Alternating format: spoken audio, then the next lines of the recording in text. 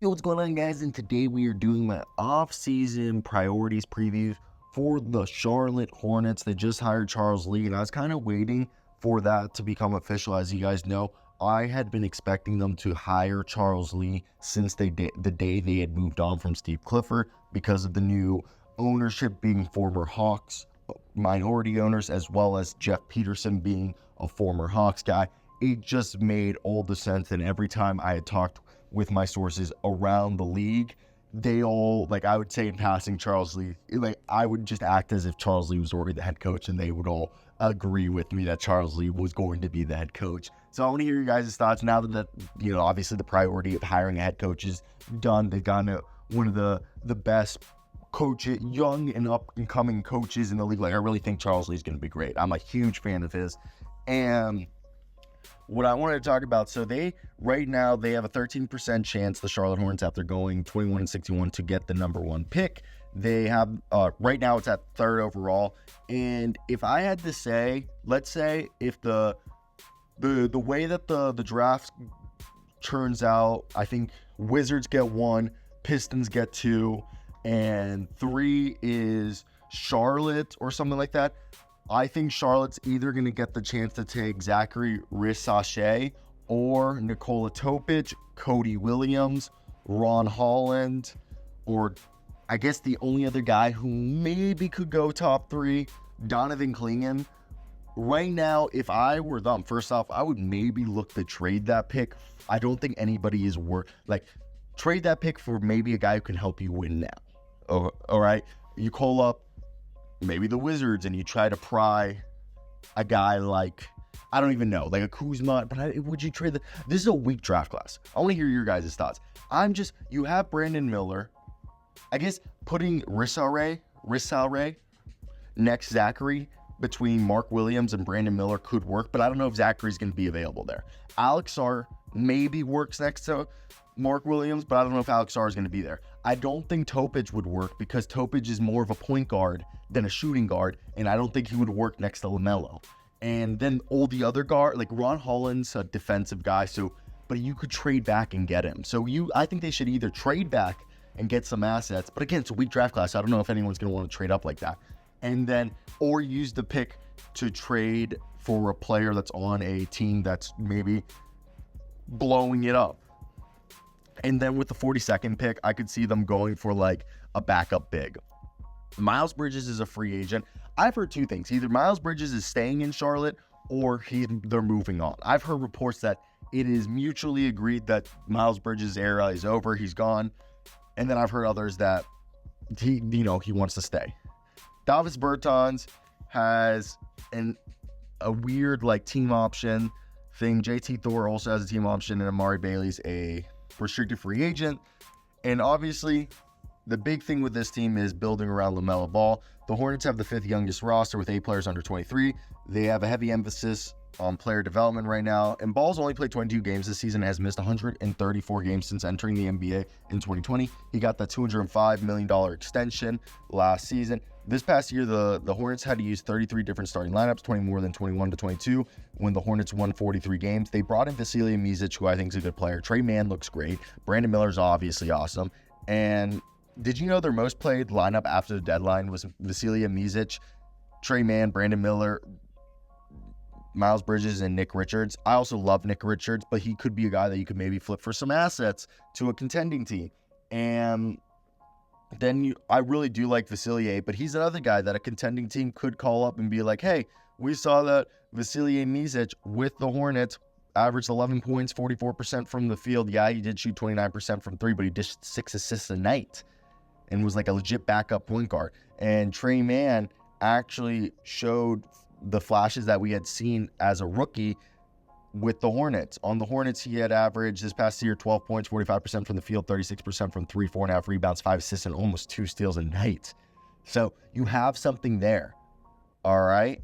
And when you look at the rest of the roster, this is a team that Peterson's entering with a probably top 4 pick, Miller, who looks like he's going to be an all-star. And they have the only committed money right now that nobody except Ball makes over $16 million. and 14 players are under contract. So including a pick in lottery, Charlotte has $105 million in guaranteed salary, well below the $141 million salary cap floor. That means they basically have to spend $36 million. And the future of Bridges and the decision to waive Bertans, if they waive Bertans, I believe they'll clear like 11 million because only 5 million of his contract's guaranteed. And then Bridges has a $15 million free agent hold. They also have Bertans, Seth Curry, Bryce McGowan's, and Poku as non-guaranteed contracts. Curry's contract becomes guaranteed. I could see him keeping Curry as a guy who could be someone that they flip down the road. Now, Poku, do they keep him? Poku averaged for them this at the end of the year, 18 games. He shot 43% from the field, 36% from three, about 7.5 points, 4.5 rebounds, just under 2 assists, almost a block and a steal a game. Not bad for a guy who came in kind of like being a Swiss Army knife. So they have something there. I like the roster, like terms like there's bits and pieces you can work with. So now that they have hired a coach, they obviously have to. I personally think you should sign and trade Miles Bridges. I would call up the Detroit Pistons and be like, you want Miles Bridges. We know you want Miles Bridges. You're going to sign him to a $25 million deal. We can only take $12.5 million back on that because you can only take half the salary. So if you trade $25 million in a sign-in trade, you can only, as the team that's trading that, you can only take $12.5 million. You can only take 50%. So when you look at the roster, you would call them and be like, okay, we'll send you Miles Bridges, but you have to send us back either like Quentin Grimes with Shake Milton, or Quentin Grimes with Troy Brown, or Quentin Grimes maybe with like Marcus Sasser. You got what I'm saying?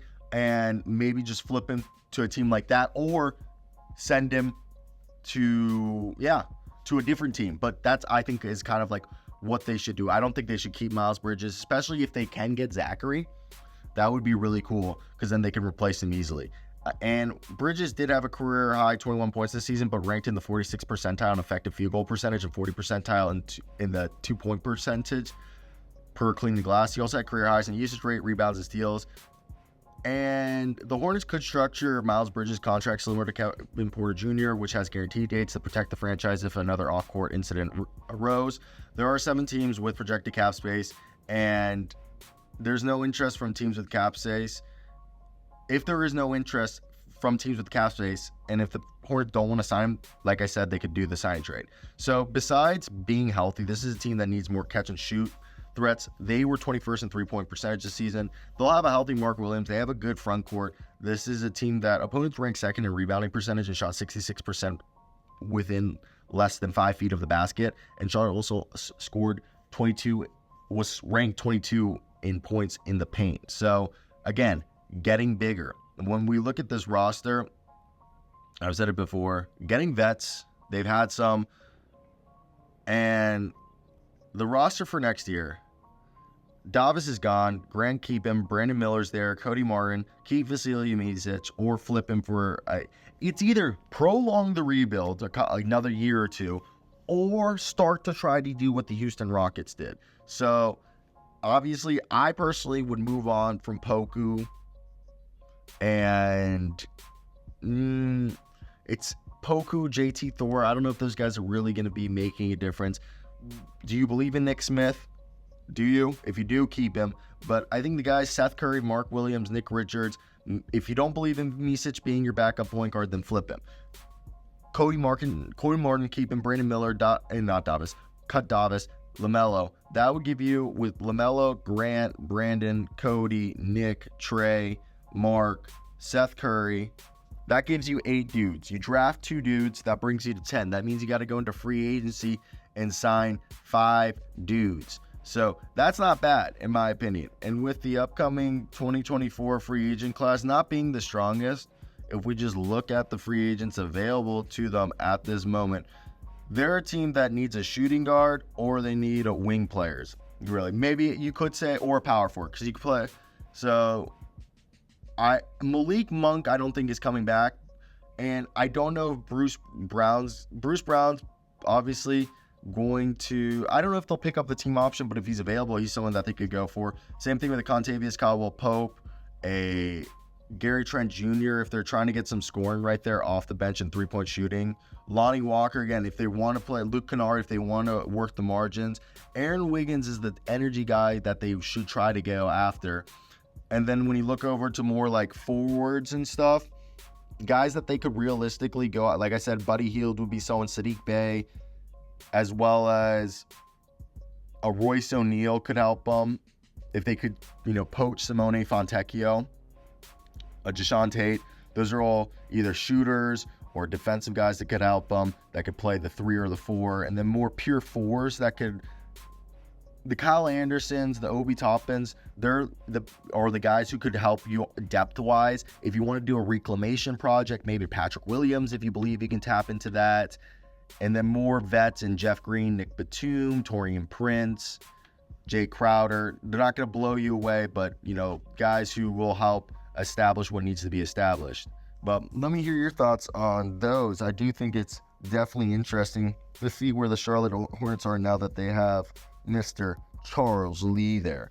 But I'm excited, and don't be surprised if the teams are constructed very similar to how they were constructed in Atlanta and Milwaukee under Budenholzer, where you have, a big shooting guard, a big small forward, and then 2 big front court players, but one of them being an interior guy while the other one being a 3-and-D guy, kind of like Al Horford and Paul Millsap and Bobby Portis and Brook Lopez. And then you have, the Chris Middleton, the Kyle Korvers of the world. You have the Jeff Teagues, the Drew Holidays. All right, there's ways that they can construct this team for it to be definitely interesting. But I want to hear your guys' thoughts down below. What do you guys think of the Charlotte Hornets? Do you guys think there's a match made in heaven or not? Let me know those thoughts in the comments. Like, subscribe. Goodbye.